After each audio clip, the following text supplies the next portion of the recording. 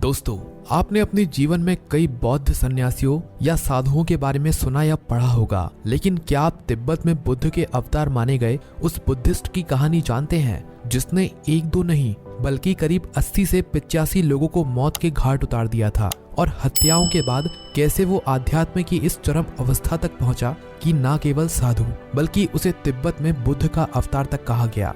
यही नहीं बल्कि जिस गुरु से ज्ञान पाने के लिए उसने पूरा जीवन लगा दिया, कैसे वही गुरु उसका शिष्य बन गया। अगर नहीं तो आज हम इस वीडियो में एक उस शख्स के बारे में आपको बताने जा रहे हैं। बने रहिए वीडियो के अंत तक। दोस्तों, इस बुद्ध साधु को मिलारेपा नाम से जाना जाता है और बुद्ध धर्म से जुड़ी कुछ किताबों में मिलारेपा को तिब्बत का बुद्ध तक कहा गया है। वहीं मिलारेपा के जन्म के साल के बारे में एक राय नहीं है, लेकिन 11वीं सदी में मिलारेपा का जन्म एक संपन्न परिवार में हुआ था, इस पर एक राय है। कम उम्र में ही मिलारेपा के सर से पिता का साया उठ गया था। पिता की मृत्यु के बाद मिलारेपा के चाचा ने उसका सब कुछ हड़प लिया और फिर उसकी माँ और छोटी बहन के साथ नौकरों जैसा व्यवहार करने लगा। बदला लेने के लिए सीखी तंत्र विद्या।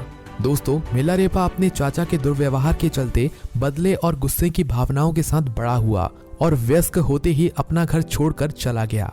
उसने तंत्र विद्या सीखी और कुछ तांत्रिक क्रियाओं में महारत हासिल की। सालों बाद जब वह तंत्र विद्या में महारत हासिल कर वापस लौटा तो उसे पता चला कि उसकी माँ और छोटी बहन चल बसे थे। ये जानकर वह आग बबूला था और उसने बदला लेने का मन बना लिया था। कुछ ही समय में उसे पता चला कि उसके चाचा के बेटे की शादी का आयोजन होने वाला था। इसी मौके पर उसने बदले के इरादे से तंत्र शक्तियों का प्रयोग किया और पूरे आयोजन पर ओले बरसा दिए। इन ओलों में दबकर 80 से 85 लोग मारे गए और मिलारेपा का बदला पूरा हुआ। वह खुश तो हुआ, लेकिन ज्यादा समय तक खुश नहीं रह पाया। उसे अपने किए पर पछतावा होने लगा और वह अपराध बोध से ग्रस्त हो गया। फिर शुरू की गुरु की खोज। दोस्तों, मिलारेपा अपने अपराध बोध से मुक्त होना चाहता था और अपने किए गुनाहों के लिए प्रायश्चित कर और ज्ञान हासिल कर उसी जन्म में दोष मुक्त होना चाहता था। इसके लिए उसने कई गुरुओं के पास जाकर विनती की, लेकिन उसे कहीं रास्ता नहीं मिला। फिर उसे गुरु मारपा का पता मिला और वह उस शहर में पहुंचा और मारपा से ज्ञान के लिए विनती की। लेकिन मारपा उसकी कड़ी परीक्षा और मन की शुद्धि के लिए उसे सालों तक इंतजार कराना चाहते थे। इस कहानी पर सदगुरु की व्याख्या कहती है कि मारपा अहंकार से भी ग्रस्त था। सालों के बाद मिली दीक्षा। दोस्तों, मारपा ने खेत, मकान और आश्रम में कई तरह की मजदूरी और चाकरी वाले काम मिलारेपा से सालों तक करवाए।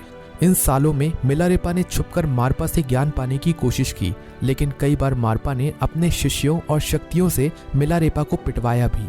कई सालों तक मारपा का हर आदेश मानते रहे।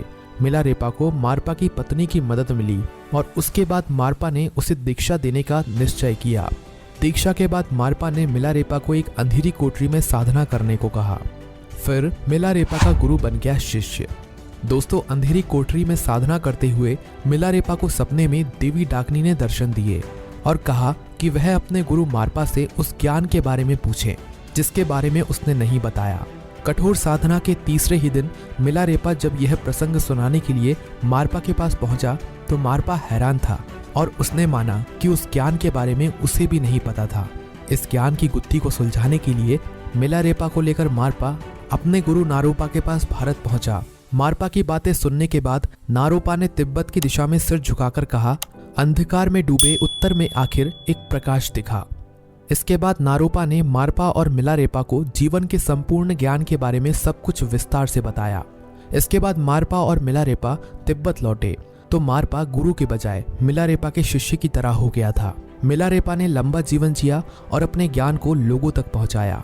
सदगुरु की व्याख्या के मुताबिक तिब्बती संस्कृति में पिछले कई 100 सालों के दौरान जो बड़ी चीजें हुई हैं, उनका आधार मिलारेपा ने ही तैयार किया। मिलारेपा ने 1 लाख गीत रचे।